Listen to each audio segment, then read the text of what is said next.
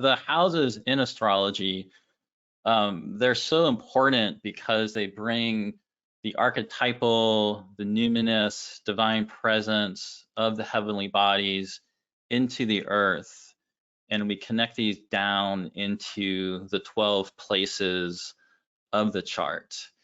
These are places that are inhabited by our ancestors, spirits, soul, and psyche, and they connect us to the full range of human as well as other than human experiences.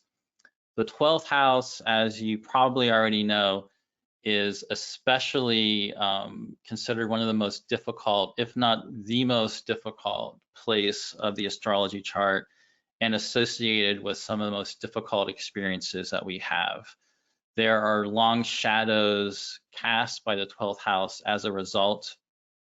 And interestingly, it's a place that marks, especially using the quadrant system, it's a place where the sun is rising over the horizon and ascends at sunrise, and a time period where the sun is casting the longest shadows of the day as it continues to rise above the horizon with its blinding light.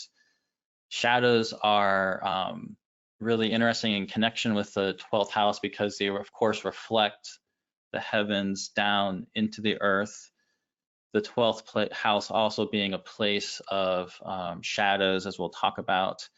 And it's also a place where the wholeness of our soul may be discovered within its darkness. And it holds some of the deepest realizations that we're going to experience, at the same time also holding some of the most difficult experiences that we have. In terms of Hellenistic astrology and the origins of the astrology systems we use in the Western tradition, the 12th house was given the name of the bad daimon. That's also been since translated as the bad spirit. It's also the place where Saturn has its joy.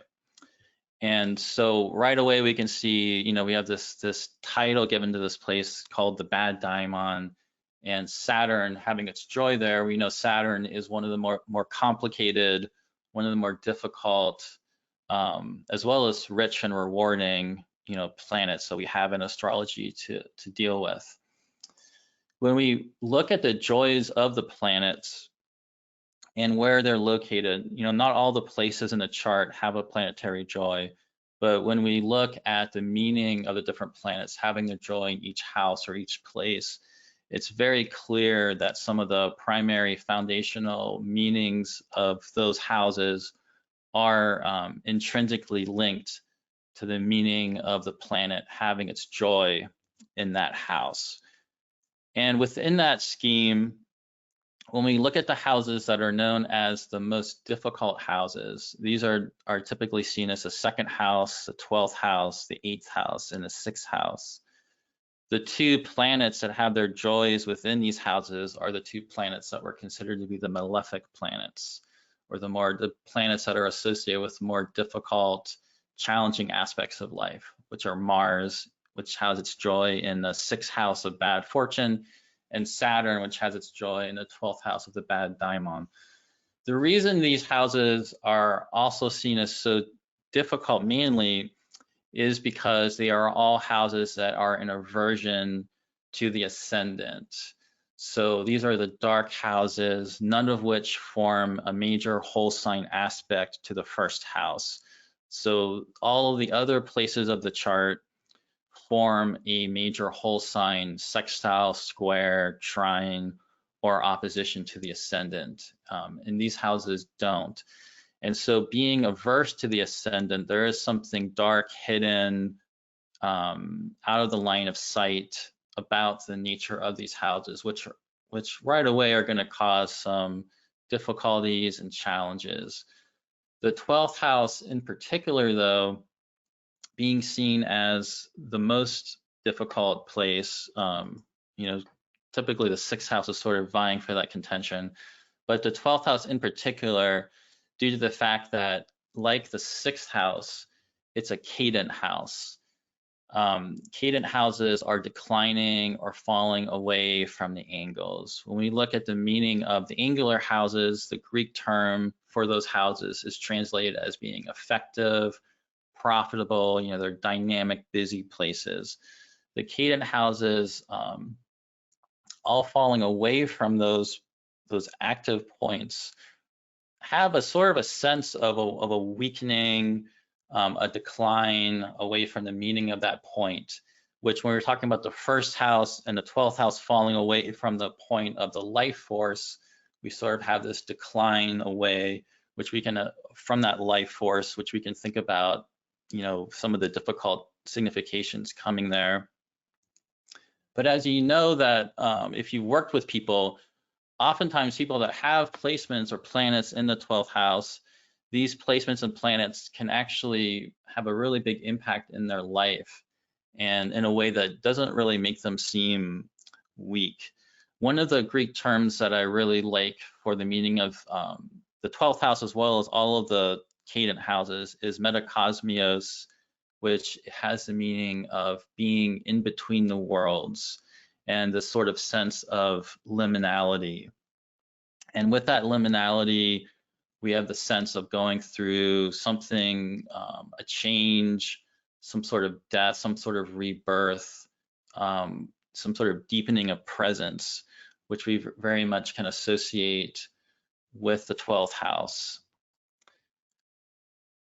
With this, the movement of the 12th house, we can, because it is the house that's falling away from the angle, we can think about the turning of the chart. It's the house that's rising before the birth.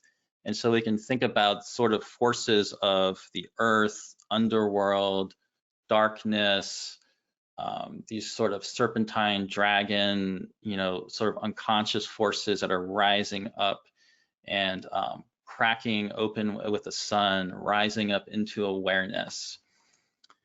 The association of it with rising before birth, one of the things that we can look at that this connects to is childbirth, and just very simply how dangerous childbirth was, the danger the child goes through, life and death experience of being born, the danger to the mother.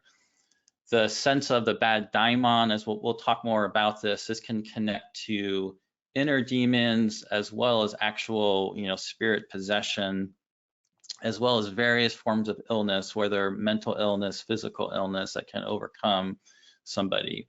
It's a hidden, obscured, dark and shadowy place, being the sign that's rising before, the visible appearance of birth. These are hidden, shadowy matters related to the life and related to psyche. Some of the principal meanings that you're all familiar with, are things like suffering, sorrow, experiences of isolation, exile that lead to loneliness, literal imprisonment.